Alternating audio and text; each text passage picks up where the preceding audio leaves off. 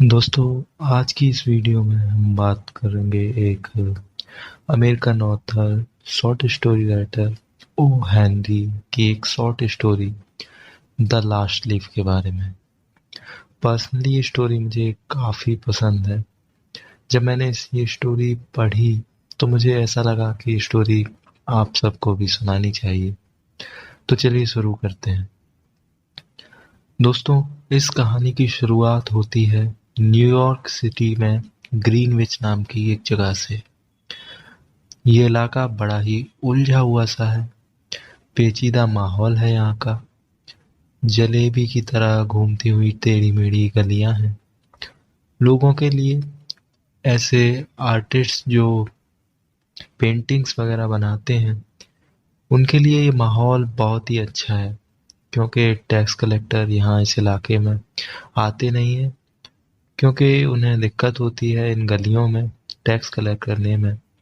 तो एक शुरुआती आर्टिस्ट जो कह सकते हैं गरीब है अभी, जिसके पास ज़्यादा पैसा नहीं है, उसके लिए ये जगह एकदम जन्नत के समान है। इस कहानी में दो लड़कियां हैं, सू और जॉन्सी। इन दोनों की मुलाकात एक रेस्टोरेंट में होती है। दोनों का आर्ट टेस्ट सेम होता है, तो ये दोनों लड़कियां ये तय करती हैं कि वे एक साथ रहेंगी और काम करेंगी। अपने एक सस्ते से रूम में ये दोनों रहती हैं। उसी में इन्होंने अपना स्टूडियो बना रखा होता है। तो कहानी में ट्विस्ट आता है यहाँ से कि सर्दी का मौसम आता है, और सर्दी का मौसम के साथ साथ आता है इस इलाके में एक अनचाहे मेहमान की दस्तक होती है, मिस्टर निमोनिया। सारे इलाके में निमोनिया फैल जाता है।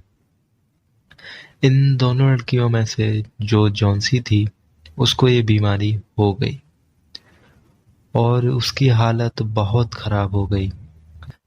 जॉन्सी मरने की हालत तक बीमार हो गई। डॉक्टर को बुलवाया गया चेकअप के लिए। चेकअप के बाद डॉक्टर ने इसको तो नहीं, लेकिन सू को बताया कि तुम्हारी फ्रेंड जॉन्सी की हालत बहुत क्रिटिकल है। बीमारी ने उसको जकड़ रखा है। साफ कहूं तो 10% चांस हैं इसके बचने के। फिर भी अगर वो जीना चाहे तो कुछ सुधार हो सकता है, वरना तुम भी जानती हो डिप्रेशन निमोनिया से भी ज़्यादा खतरनाक होता है। डॉक्टर उससे पूछता है कि क्या कोई रीज़न है, क्या तुम कुछ जानती हो कि कौन सी चीज़ है, कौन सी बात है जो इसे डिप्रेस कर रही है। तो सू बोलती है कि ये कोई बे ऑफ नेपल्स की पेंटिंग बनाना चाहती थी, जो एम्बिशन इसका पूरा ना हो सका, तो हो सकता है ये वजह हो। तो डॉक्टर पूछता है, मैं पूछ रहा हूँ कि कोई आदमी से इसका रिलेशन है क्या, कोई बॉयफ्रेंड वगैरह। तो सू एकदम से श्योर होके बोलती है कि नहीं नहीं, कोई आदमी तो नहीं है, इतना तो मैं जानती हूँ। तो डॉक्टर बोलता है, तो अब मैं क्या कर सकता हूँ, देखो दुआ करो। अब सू जॉन्सी के पास में जाकर बैठ जाती है, उसके बिस्तर के पास अपना काम करने लगती है। तभी जॉन्सी खिड़की के बाहर देखती है, पेड़ों से पत्ते झड़ रहे थे एक एक करके। ये जॉन्सी उन गिरते हुए पत्तों को गिनती है, एक, दो, ऐसे करके कि कैसे पेड़ खाली हो रहा है। उसके दिमाग में चल रहा था कि जब इस पेड़ की आखिरी पत्ती गिर जाएगी, लास्ट लीफ गिर जाएगी, उसकी लाइफ भी खत्म हो जाएगी। तो सू इस बात पर बोलती है कि जॉन्सी, तुम ऐसी सिली बातें मत करो। देखो, डॉक्टर ने भी कहा है कि तुम 90% श्योर है कि तुम बच जाओगी। पागल मत बनो, डॉक्टर से बड़ी तो नहीं हो तुम। सू यहाँ पर झूठ बोलती है। असल में डॉक्टर ने तो बोला है कि 10% जो चांस है बचने के, लेकिन वो झूठ बोलती है ताकि वो अपनी दोस्त की हिम्मत बांध के रख सके।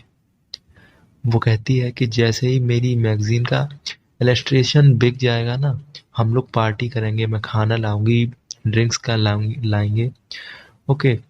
तो वो हर तरह से जॉन्सी को चीयर अप करने की कोशिश करती है, लेकिन जॉन्सी का कुछ खास रिस्पॉन्स नहीं है। जॉन्सी बोलती है कि मैं इन पत्तों की तरह जिंदगी की पेड़ को छोड़ दूंगी, लहराती हुई। अब मेरे सामने भी कोई ऐसी बातें करेगा तो हिम्मत टूट ही जाती है ना। तो अब सू क्या करती है, इनके नीचे वाले फ्लोर पर एक बूढ़ा शराबी आदमी रहता है। वो भी एक आर्टिस्ट है, लेकिन अनसक्सेसफुल आर्टिस्ट है। उसका नाम है बैरमैन।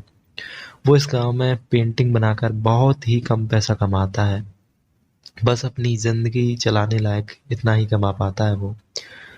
उसने अपनी पूरी लाइफ में एक मास्टरपीस बनाने की कोशिश की, लेकिन वो फेल रहा।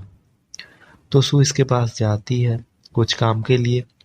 तभी उसको बताती है सब कुछ, कि जॉन्सी पत्तों के गिरने से वो अपनी उम्मीद खो रही है, और बोल रही है कि लास्ट लीफ जब गिर जाएगा तब वो भी मर जाएगी। ऐसी बेवकूफ़ी भरी बातें कर रही है। तो बैरमैन बोलता है कि क्या बेवकूफ़ी है। फिर उनकी कुछ और बात थोड़ी होती है। उसी रात तो दोस्तों उसी रात को एक खतरनाक तूफान आता है। सुबह जब जॉन्सी उठती है तो वो सू को बोलकर पर्दे खुलवाती है खिड़की के। तो दोस्तों वो क्या देखती है कि पेड़ पूरा सारी पत्तियां साफ, बस एक आखिरी पत्ती अभी भी उस पेड़ पर बची हुई थी। मानो वो उस पेड़ को छोड़ना ही नहीं चाहती। जॉन्सी बड़ा हैरान थी और श्योर थी कि आज रात तो ये पत्ती जरूर गिर जाएगी, और ये गिरेगी तो इसी के साथ मैं भी मर जाऊंगी। जॉन्सी का डिप्रेशन बढ़ता जा रहा था, और अब एक रात और गुजर गई। वही हवाएं चली, मगर मजाल है कि कोई उस आखिरी पत्ती लास्ट लीफ को टस से मस कर दे। जॉन्सी इस चीज को देखकर बड़ी ही सरप्राइज थी। वो उठकर अपने बेड पर बैठ गई। उसने सूप मंगवाया, मिरर मंगवाया। कुछ टाइम और गुजरा। अब उसने सू से अपनी पेंटिंग के बारे में, जो बे ऑफ नेपल की पेंटिंग के बारे में जिक्र किया। मतलब कहने का यह है कि वो धीरे धीरे उसकी हालत में सुधार आ रहा था। डॉक्टर भी आया। उसने बताया अब उसके रिकवर होने के, बचने के चांसेस बढ़ गए हैं। डॉक्टर ने उन्हें ये भी बताया कि तुम्हारा जो पड़ोसी है ना, जो नीचे रहता है, वो ओल्ड एल्कोहलिक बैरमैन, उसको भी निमोनिया हो गया। उसको तो हॉस्पिटल ले जाना पड़ेगा। ले जाया गया हॉस्पिटल, और अगली सुबह बैड न्यूज़ आती है कि वो बेचारा सरवाइव नहीं कर पाया और वो गुजर गया। चौकीदार को वो उसके रूम में बीमार सी हालत में मिला था। कपड़ों पर उसके कुछ बर्फ सा या पानी सा था, गीले कपड़े थे, जिससे ये अंदाजा लगाया गया कि शायद ये रात को बाहर तूफान में गया था। और उसके रूम में कुछ पेंटिंग का सामान मिला और एक सीढ़ी मिली। शायद वो कोई पेंटिंग का काम करने गया था उस तूफानी रात में। दरअसल दोस्तों वो सीढ़ी से जॉन्सी के खिड़की पर आया था, एक पत्ती की पेंटिंग बनाई और चला गया।